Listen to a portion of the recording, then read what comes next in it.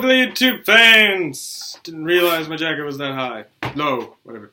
Okay, so today I discovered a Chamber of Secrets book. If you don't know what Chamber of Secrets is, that's extremely sad. Should never be your friend. Anyway, so I'm doing a new thing. I've been reading my books. Nothing's really happened. I'm gonna do Harry Potter!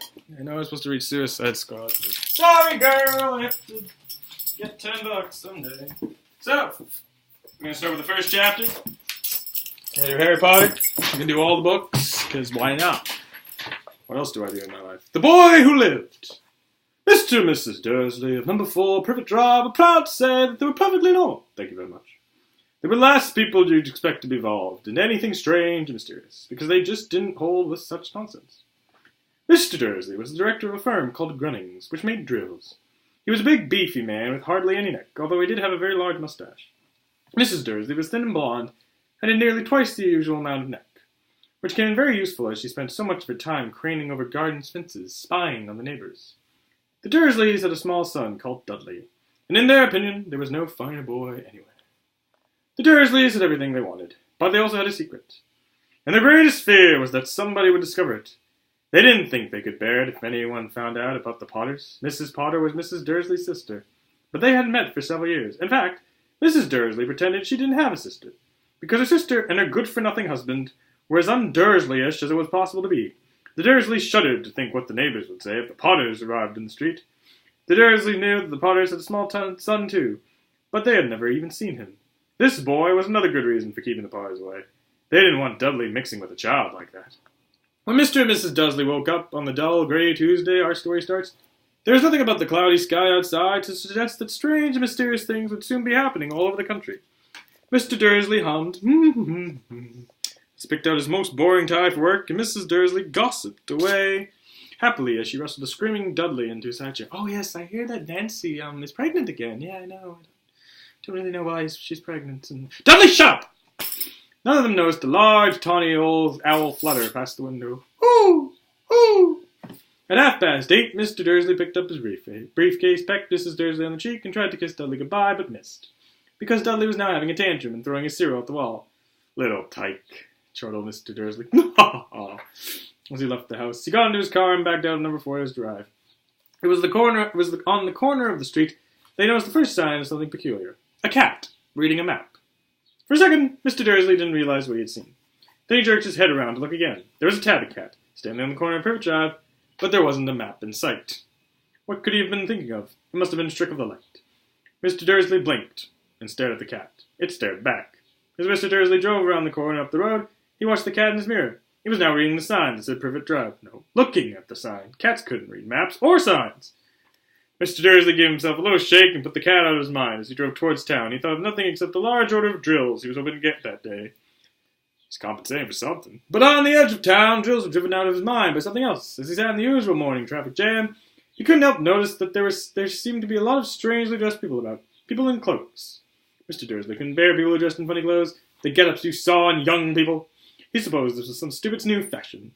He drummed his fingers on the steering wheel, and his eyes fell on the huddle of these weirdos standing quite close by. They were whispering excitedly together. Oh, yes, Harry Potter. Yeah, no, I did. He's coming to Privet Drive. Yeah, he's coming to Privet Drive. Oh, okay, good. There we go. He's the chosen one. Did you know that? Yes, I do. Shut up. He's looking at us. He supposed it was in some stupid fashion. He drummed his fingers on the steering wheel, and his eyes fell on the huddle of those weirdos standing quite close by. They were whispering quite excitedly together. Mr. Dursley was enraged to see that a couple of them weren't young at all. Why, that man had to be older than he was, and wearing an emerald green cloak. The nerve of him! But then it struck Mr. Dursley that this was probably some silly stunt. These people were obviously collecting for something. Yes, that would be it. The traffic moved on, and a few minutes later Mr. Dursley arrived in the Grunnings car park, his mind back on drills.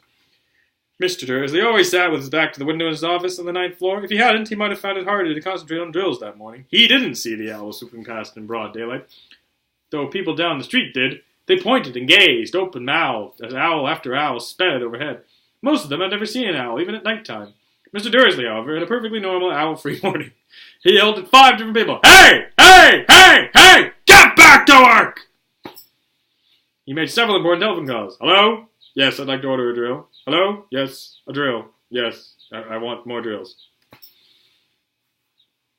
And shouted a bit more. I want drills! More drills! And more drills! Okay.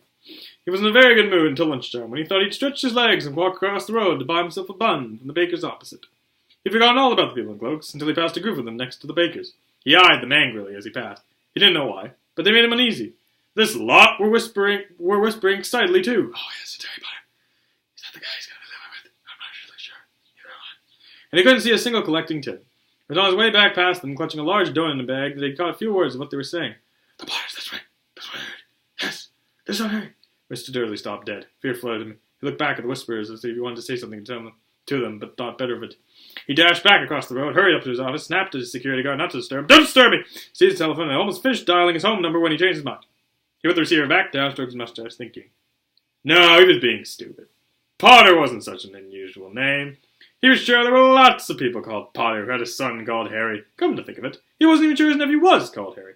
He'd never even seen the boy. It might have been Harvey or Harold. There was no point in worrying. Mrs. Dursley, she always got so upset at any mention of her sister. He didn't blame her if he'd had a sister like that, but all the same, those people in cloaks.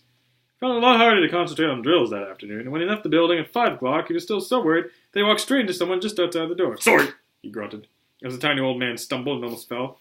It was a few seconds before Mr. Dursley realized that the man was wearing a violet cloak. He didn't seem at all upset at being almost knocked to the ground. On the contrary, his face split into a wide smile, as he said in a squeaky voice, then he passed by staring. "Don't be sorry, my dear sir, for nothing could upset me today. Rejoice! For you know who has gone at last. Even muggles like yourselves should be celebrating this happy, happy day." And the old man hugged Mr. Dursley around the middle and walked off.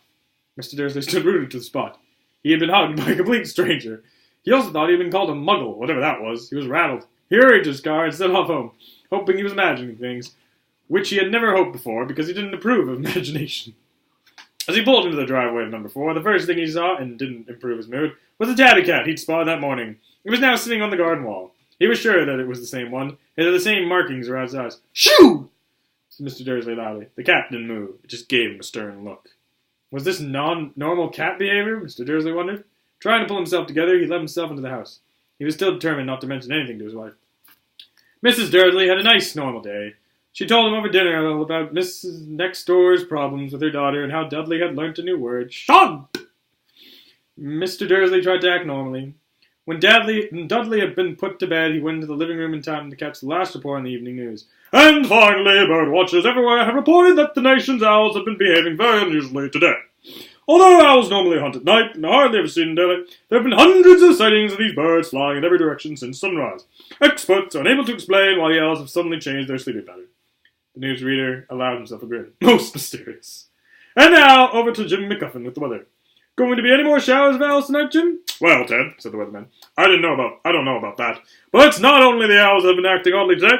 Viewers as far apart as Kent, Yorkshire, and Dundee have been phoning in to tell me that instead of the rain, I promised yesterday, you've had a downpour of shooting stars. Perhaps people have been celebrating bonfire night early. It's not until next week, folks, but I can promise a wet night tonight."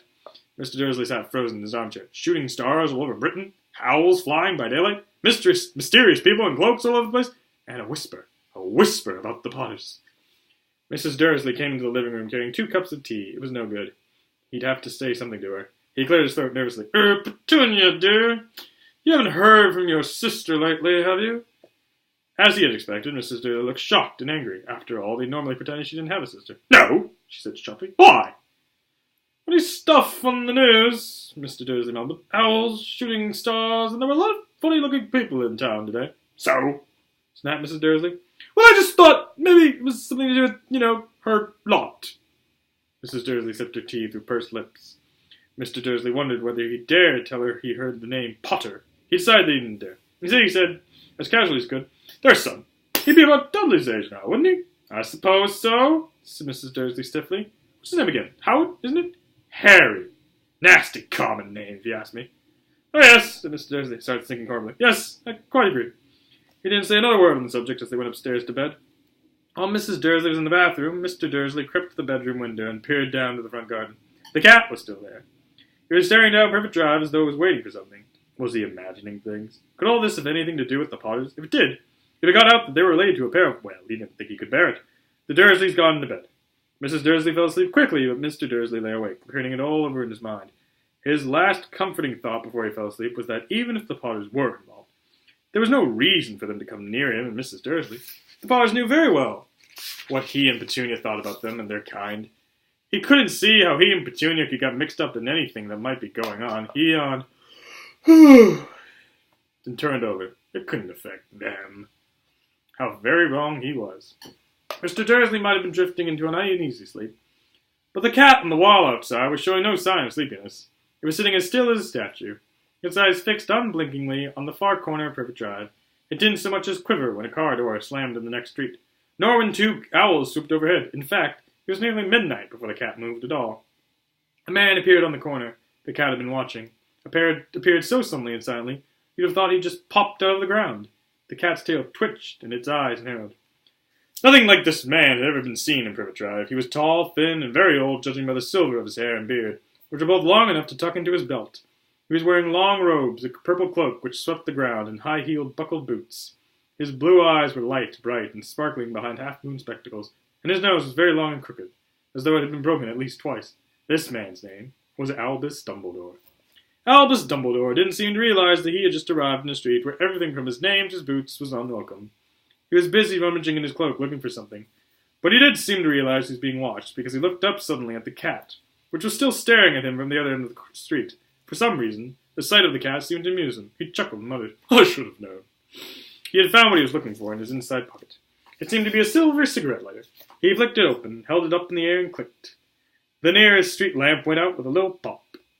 He clicked it again. The next lamp flickered into darkness. 12 times he clicked the put-outer, until the only lights left in the whole street were 2 tiny pinpricks in the distance, which were the eyes of the cat watching him.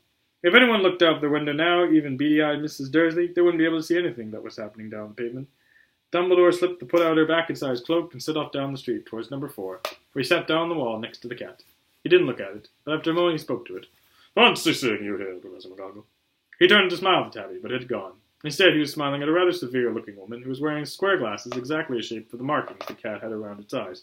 She, too, was wearing a cloak, an emerald one. Her black hair was drawn to a tight bun, and she looked distinctly ruffled. "How did you know it was me?" she asked. "My dear Professor, I've never seen a cat so stiffly." "You'd be stiff if you've been sitting on a brick wall all day," said Professor McGonagall. "All day? When you could have been celebrating. I must have passed a dozen feasts and parties on my way here." Professor McGonagall sniffed angrily. "Oh, yes. Everybody's celebrating, all right," she said impatiently. "You'd think they'd be a bit more careful, but no. Even the Muggles have noticed something going on. It was on the news." She jerked her head back at the Dursleys' dark living room window. "I heard it. Flocks of owls, shooting stars. Well, they're not completely stupid. They were bound to know something. Shooting stars down in Kent. I'll bet that was Diddyless Diggle. He never had much sense." "You can't blame him," said Dumbledore gently. "We've had precious little to celebrate for 11 years. "I know that," said Professor McGonagall irritably, "but that's no reason to lose our heads. People are being downright careless, out on the streets in broad daylight, not even dressed in muggle clothes, swapping rumors." She threw a sharp sideways glance at Dumbledore as though hoping he was going to tell her something, but he didn't. So she went on. "A fine thing would be if, on the very day you-know-who seems to have disappeared at last, the Muggles found out about us all. I suppose he really has gone, Dumbledore." "It certainly seems so," said Dumbledore. "We have much to be thankful for. Would you care for a sherbet lemon?" "Oh, what?" "A sherbet lemon. They're kind of Muggle sweet. I'm rather fond of." "No, thank you," said Professor McGonagall coldly, as though she didn't even think this was the moment for sherbet lemons. "As I say, even if you knew has gone, my dear Professor, surely a sensible person like yourself can call him by his name. All this you-know-who nonsense. For 11 years I've been trying to persuade people to call him by his proper name. Voldemort." Professor McGonagall flinched, but Dumbledore, who was unsticking 2 sherbet lemons, seemed not to notice at all. "It all gets so confusing if we keep saying you-know-who. I've never seen any reason to be frightened of saying Voldemort's name." "I know you haven't," said Professor McGonagall, sounding half exasperated, half admiring. "But you're different. Everyone knows you're the only you-know. Oh, all right, Voldemort was frightened of." "You flattered him," said Dumbledore calmly. "Voldemort had powers I will never have. Only because you're too, well, noble to use them. It's lucky it's dark. I haven't blushed so much since Madame Pomfrey told me she liked my new earmuffs."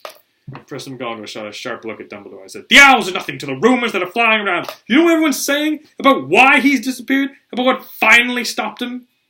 It seemed that Professor McGonagall had reached the point she was most anxious to discuss. The real reason she had been waiting on a cold, hard wall all day, for neither as a cat nor as a woman had she fixed Dumbledore with such a piercing stare as she did now. It was plain that whatever everyone was saying, she was not going to believe it until Dumbledore told her it was true. Dumbledore, however, was choosing another sherbet lemon and did not answer. "What they're saying," she pressed on, "is that last night Voldemort turned up in Godric's Hollow. He went to find the Potters. The rumour is that Lily and James Potter are that they're dead. Dumbledore bowed his head. Professor McGonagall gasped. Lily and James! I can't believe it. I didn't want to believe it. Oh, Albus. Dumbledore reached down and patted her on the shoulder. I know, he said heavily. Professor McGonagall's voice trembled as she went off. That's not all. They're just saying he's trying to kill the boy's son, Harry, but he couldn't. He couldn't kill that little boy. No one knows why or how this, but they're saying that when he couldn't kill Harry Potter, Voldemort's power somehow broke, and that's why he's gone. Dumbledore nodded glumly. It's true! Faltered Professor McGonagall. After all he's done, all the people he's killed, he couldn't kill a little boy? It's just astounding. Of all things to stop him. But how in the name of heaven did Harry survive? We can only guess, said Dumbledore. We may never know. Professor McGonagall pulled out a lace handkerchief and dabbed at her eyes beneath her spectacles. Dumbledore gave a great sniff as he took a golden watch from his pocket and examined it. It was a very odd watch. It had 12 hands but no numbers. Instead, little planets were moving around the edge. It must have made sense to Dumbledore, though, because he put it back in his pocket and said, Hagrid's late. I suppose it was he who told you I'd be here, by the way. Yes, said Professor McGonagall. And I don't suppose you're going to tell me why you're here, of all places? I've come to bring Harry to his aunt and uncle. They're the only family he has left now. You don't mean you can't mean the people who live here, cried Professor McGonagall, jumping to her feet and pointing to number 4. Dumbledore, you can't! I've been watching them all day. You couldn't find 2 people who are less like us, and they've got this son. I saw him kicking his mother all the way up the street, screaming for sweets. Harry Potter, come and live here! It's the best place for him, said Dumbledore firmly. His aunt and uncle will be able to explain everything to him when he's older. I've written them a letter. A letter? Repeated Professor McGonagall, faintly sitting back down the wall. Really, Dumbledore? You think you can explain all this in a letter? These people will never understand him. He'll be famous, a legend. I wouldn't be surprised if today was known as Harry Potter Day in the future. There will be books written about Harry. Every child in our world will know his name. Exactly, said Dumbledore, looking very seriously over the top of his half-moon glasses. It would be enough to turn any boy's head. Famous before he can walk and talk. Famous for something he won't even remember. Can't you see how much better off he'll be growing up away from all that until he's ready to take it? Professor McGonagall opened her mouth, changed her mind, swallowed, and said, Yes, you're right, of course, but how's the boy getting you, Dumbledore? She eyed his clothes suddenly, as though she thought he might be hiding Harry underneath it. Hagrid's bringing him. You think it's wise to trust Hagrid with something as important as this? I would trust Hagrid with my life, said Dumbledore.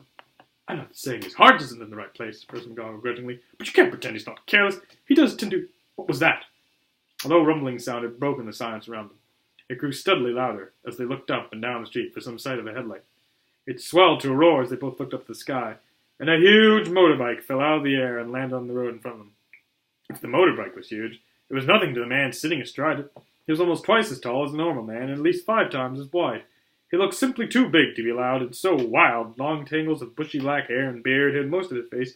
He had hands the size of dustbin lids, and his feet and their leather boots were like baby dolphins. In his vast muscular arms he was holding a bundle of blankets. Hagrid, said Dumbledore, sounding relieved. At last! And where did you get that motorbike? Borrowed it, Professor Dumbledore, sir, said the giant, climbing carefully off the motorbike as he spoke. Young Sirius Black left it to me. I've got him, sir. No problems with her? No, sir. House was almost destroyed. But I got him all right before the muggles started swarming around. He fell asleep as we were flying over Bristol. Dumbledore and Professor McGonagall bent forward over the bundle of blankets. Inside, just visible, was a baby boy, fast asleep. Under a tuft of jet black hair over his forehead, they could see a curiously shaped cut, like a bolt of lightning. Is that where? Whispered Professor McGonagall. Yes, said Dumbledore. He'll have that scar forever. Couldn't you do something about it, Dumbledore?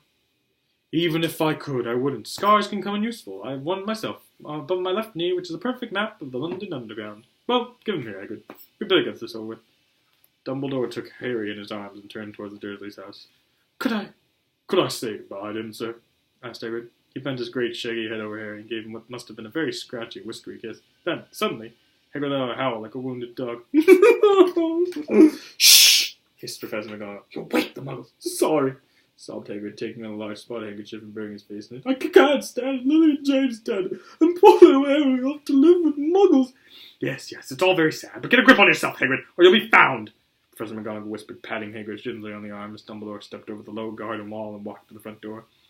He laid Harry gently on the doorstep, took a letter out of his coat, tucked it inside Harry's blankets, and then came back to the other 2. For a full minute, 3 of them stood and looked at the little bundle. Hagrid's shoulders shook. Professor McGonagall blinked furiously, and the twinkling light that usually shone from Dumbledore's eyes seemed to have gone out. Well, said Dumbledore finally, that's that. We have no business staying here. We might as well go and join the celebrations. Yeah, said Hagrid in a very muffled voice. I'll be taking Sirius's bike back. Good night, Professor McGonagall. Professor Dumbledore, sir. Wiping his streaming eyes in his jacket sleeve, Hagrid swung himself onto the motorbike and kicked the engine into life. With a roar, it rose in the air and off into the night. I shall see you soon, I expect, Professor McGonagall, said Dumbledore, nodding at her. Professor McGonagall blew her nose in reply. Dumbledore turned and walked down the street. On the corner, he stopped and took out the silver put-outer. He clicked it once, and 12 balls of light sped back to the street lamp so that Privet Drive glowed suddenly orange, and he could make out a tabby cat slinking around the corner at the other end of the street. He could just see the bundle of blankets on the step of number 4. Good luck, Harry, he murmured. He turned on his heel. With a swish of his cloak, he was gone. A breeze ruffled the neat hedges of Privet Drive, which lay silent and tidy under the inky sky. The very last place you would expect astonishing things to happen. Harry Potter rolled over inside his blankets without waking up. One small hand closed on the letter beside him, and he slept on, not knowing he was special, not knowing he was famous, not knowing he would be woken in a few hours' time by Mrs. Dursley's screams as she opened the front door to put up the milk bottles, nor that he would spend the next few weeks being prodded and pinched by his cousin Dudley. He couldn't know that at this very moment people meeting in secret all over the country were holding up their glasses and saying in hushed voices, "To Harry Potter, the boy who lived."